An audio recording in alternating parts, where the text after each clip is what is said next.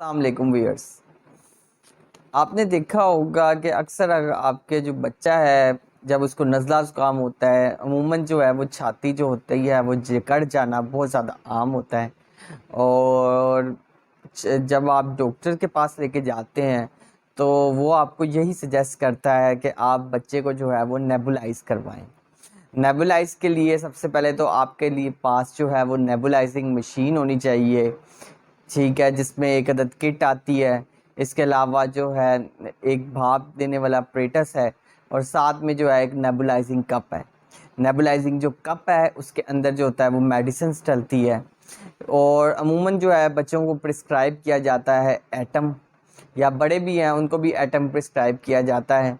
तो आज हम बात करेंगे एटम के बारे में।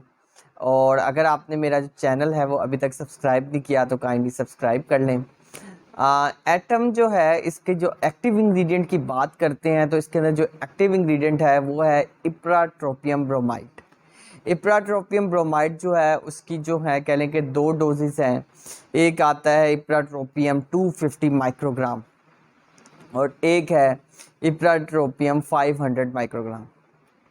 जनरली पाकिस्तान में जो है इप्राट्रोपियम 250 माइक्रोग्राम जो है वो नेबुलाइजिंग सोल्यूशन अवेलेबल है।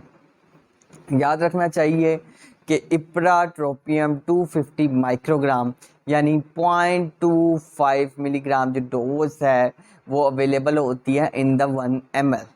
और एटम जो है वो कह लें कि एक अडोरलेस और एक कलरलेस जो है वो सोल्यूशन होता है। एक क्लियर जो है वो कलर सोल्यूशन होता है जो कि ब्रोंकोस्पाज, अक्सर आपने देखा है कि जो सांस की जो थैलियाँ होती हैं वो अमूमन जो है वो जिकड़ जाती हैं, जिसकी वजह से जो है वो सांस जो होता है बच्चे को लेने में या बड़ों को लेने में मुश्किल होती है और उसके लिए जो है वो नेबुलाइज करवाया जाता है। अब नेबुलाइज जो है आमतौर पे जो पाकिस्तानी करते हैं वो सिंपली जो है एक नॉर्मल सलाइन सोल्यूशन लिया 0.9% का और सिंपली जो है सलाइन के ज़रिए जो है वो उसे नेबुलाइजिंग कप के अंदर डाला और भाप ले ली। अब एटम अगर जो है वो अगर रिकमेंड किया जाता है तो बड़ों में उसकी डोज की बात करते हैं कि एटम में बड़े जो है वो कैसे इस्तेमाल करेंगे नेबुलाइजिंग सोल्यूशन। तो जहाँ तक हम बड़ों की बात करते हैं नेबुलाइजिंग सोल्यूशन की, तो जो जिन बच्चों की उम्र जो है वो ओवर 12 ईयर्स ऑफ एज है, यानी 12 ईयर्स से जो ऊपर जो के जो बच्चे हैं उसमें जो आपने डोज लेनी है वो आपने देनी है 500 माइक्रोग्राम देनी पड़ेगी, यानी 250 यानी 2 ml जो है हमने नेबुलाइजिंग सोल्यूशन डालना है कप के अंदर।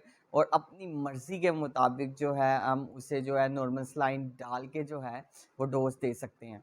मतलब अगर आपने नेबुलाइज करवाना है तो आपने 2 ml आपने सिरिंज लेनी है, सिरिंज से आपने 2 ml जो है नॉर्मल सलाइन सोल्यूशन लेना है और उसके बाद जो है आपने 2 ml जो है वो नेबुलाइजिंग सोल्यूशन लेना है और 3 से 4 टाइम जो है वो आप जो है वो नेबुलाइज कर सकते हैं, जिससे आपकी जो है ये शिकायत जो है वो दूर हो जाएगी। अब जहाँ तक बात करते हैं 12 ईयर से नीचे वाले बच्चों की, तो 12 ईयर से जो नीचे बच्चे हैं उसमें आपने जो नेबुलाइजिंग सोल्यूशन की मिकदार है कभी भी 2 ml नहीं लेनी, आपने हमेशा 1 ml लेनी है, ठीक है। तो यानी आपने 250 माइक्रोग्राम से जो है वो एक्सीड नहीं करना। अब जो 12 ईयर से जो छोटे बच्चे हैं उनको भी हम दो कैटेगरीज में डिवाइड कर लेते हैं। एक जो है वो 0 से 5 ईयर्स की और एक है 6 टू 12 ईयर्स के। जो 6 टू 12 ईयर्स के बच्चे हैं, ठीक है, उसमें आपने जो है ये याद रखना है कि आपने 1 मिलीग्राम से ज़्यादा जो है नेबुलाइजिंग की डोज ज़्यादा नहीं करनी। मतलब ये है कि आपने 250 माइक्रोग्राम नेबुलाइजिंग सोल्यूशन लेना है, आपने एटम जो है 1 ml लेना है और उसको जो है 3 से 4 मरतबा देना है। जब 3 से 4 मरतबा देंगे तो 1 मिलीग्राम से जो है वो डोज एक्सीड नहीं करेगी। हाँ, अगर हम बात करते हैं 0 टू 5 ईयर्स यानी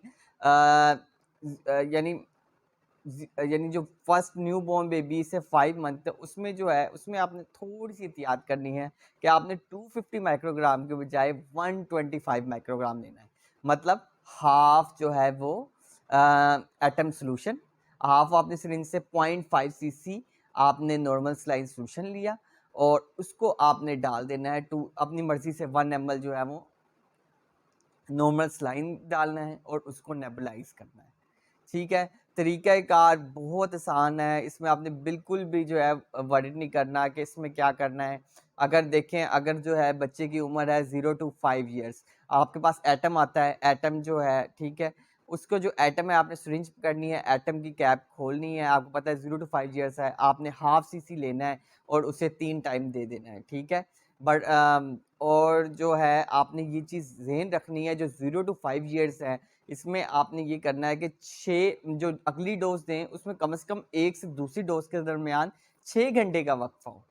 ठीक है, आपने हाफ सीसी दे दिया। 6 to 12 ईयर्स है, आपने जो है वो 1 सीसी दे दिया।